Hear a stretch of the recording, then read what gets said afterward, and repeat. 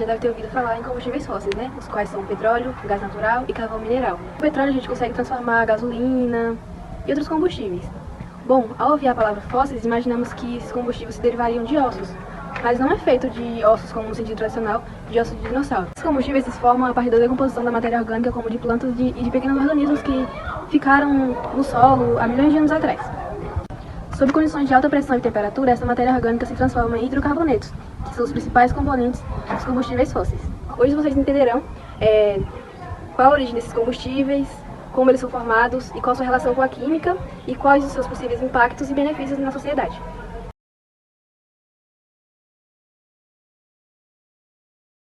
Os combustíveis fósseis, eles se formam a partir da decomposição da matéria orgânica, como plantas e micro-organismos, que vão se acumulando em bacias sedimentares, em camadas sedimentares, sobre determinada pressão e temperatura ao longo de milhares de anos, e com isso eles vão formando os compostos como o petróleo, o carvão e o gás natural.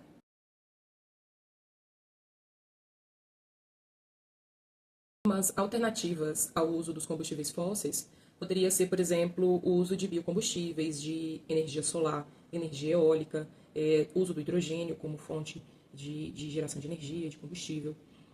E a química auxilia nesse sentido na formulação de catalisadores, que vão auxiliar no processo de geração de biocombustíveis de melhor qualidade, de materiais inovadores na formulação de melhores placas de energia solar, de materiais para energia eólica e também na tecnologia de células combustíveis para desenvolvimento da energia a partir do hidrogênio.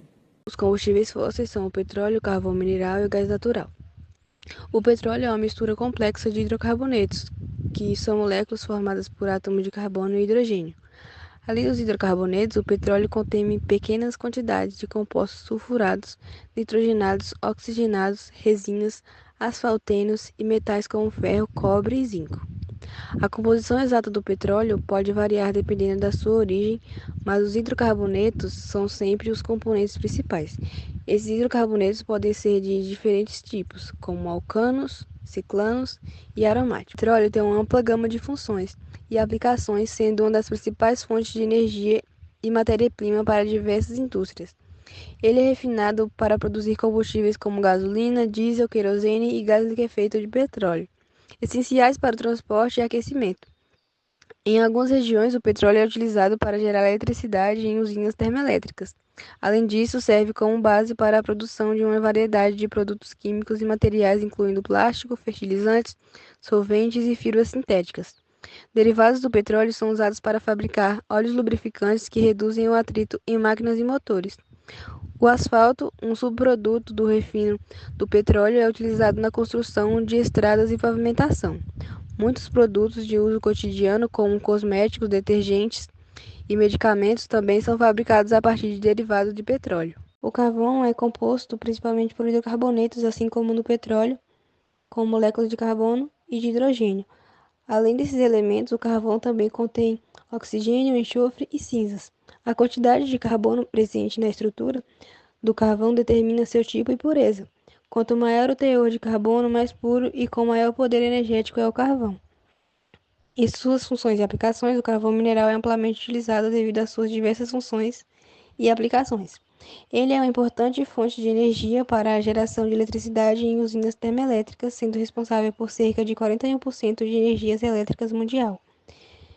Além disso, é utilizado como fonte de calor em processos industriais, como em siderúrgicas para a produção de aço e em indústrias químicas para a fabricação de produtos como medicamentos, inseticidas e fertilizantes. O carvão mineral também é empregado na produção de coque, um material essencial para a indústria metalúrgica. O gás natural é composto principalmente por metano, CH4, que é um hidrocarboneto simples formado por um átomo de carbono ligado a 4 átomos de hidrogênio. Além do metano, o gás natural pode conter pequenas quantidades de outros hidrocarbonetos, como etano, C2H6, propano C3H8 e butano C4H10, além de impurezas como nitrogênio, dióxido de carbono, sulfeto de hidrogênio e outros traços de gases.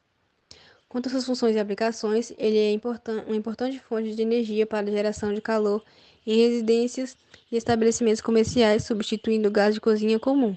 Além disso, é utilizado para gerar eletricidade em usinas termoelétricas. Na indústria, o gás natural serve como matéria-prima para a produção de fertilizantes e outros produtos petroquímicos como plásticos, tintas, fibras e borrachas. Também é um combustível eficiente para automóveis na forma de gás natural veicular e para o transporte público ou de longa distância na forma de gás natural liquefeito. Os postos de gasolina são essenciais à distribuição de combustíveis fósseis, como gasolina e diesel, que alimentam a maioria dos veículos. Esses combustíveis são extraídos e refinados liberando dióxido de carbono e outros poluentes durante a queima, contribuindo para a poluição do ar e as mudanças climáticas. Além disso, vazamentos dos tanques dos postos podem contaminar o solo e os lençóis freáticos, afetando o meio ambiente e a saúde pública. Nos últimos anos, alguns postos têm buscado alternativas mais sustentáveis, como o etanol e o biodiesel, além de estações de recarga para veículos elétricos. Em resumo, os postos de gasolina refletem nossa dependência atual nos combustíveis fósseis e a necessidade urgente de transição para fontes mais limpas. Hoje eu vou estar falando um pouco sobre as vantagens e desvantagens dos combustíveis fósseis. Os combustíveis fósseis, como petróleo, gás natural e carvão mineral, têm várias vantagens que explicam o seu uso extensivo ao longo do tempo. Um desses exemplos são o alto rendimento, a facilidade de transporte, a versatilidade, a disponibilidade global, a confiabilidade e a criação de empregos. Na criação de empregos, a indústria de combustíveis fósseis gera muitos postos de trabalho, desde a extração até a contribuição e vendas. Porém, esses combustíveis fósseis apresentam alguns riscos e problemas. Alguns exemplos são o impacto ambiental, a poluição do ar, derramamento de óleo e destruição de habitats. Uma medida mitigadora para os impactos desses combustíveis fósseis é substituí-los rapidamente por biocombustíveis, que são combustíveis produzidos a partir da biomassa, que é a matéria-prima usada na produção.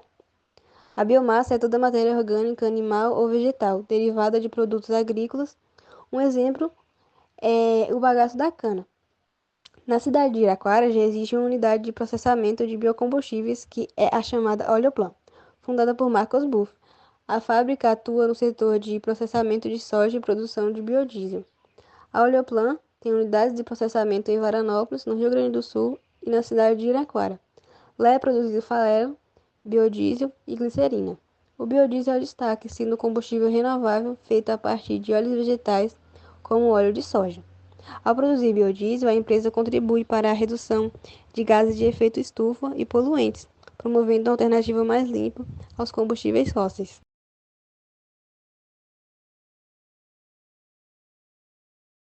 Vai ter dois pontos que eu acho que são grandes desafios para pensar nessa substituição para os biocombustíveis em larga escala. Se a gente pensar nos biocombustíveis, a gente pensa muito nas matérias-primas. E uma das coisas que pega muito para os biocombustíveis é porque existe uma competição com a indústria agrícola. Porque as matérias-primas que a gente usa nos biocombustíveis normalmente são produtos de alimentação. Soja, cana-de-açúcar. Então, se compete, vai virar uma competição, porque a gente vai produzir X de soja e a gente precisa de X para alimentação, só que a gente quer X para produção de biocombustíveis. Com isso, a quantidade de soja produzida vai ser pouca. Ah, mas então é só a gente produzir mais soja. Se a gente for pensar assim, a gente vai precisar de mais espaço para produção de soja. A gente precisa de desmatamento, que é um outro ponto negativo, que é um conflito para o aumento dos biocombustíveis. Se a gente pensa em desmatamento, a gente pensa, né, o quão vai ser prejudicial para o solo.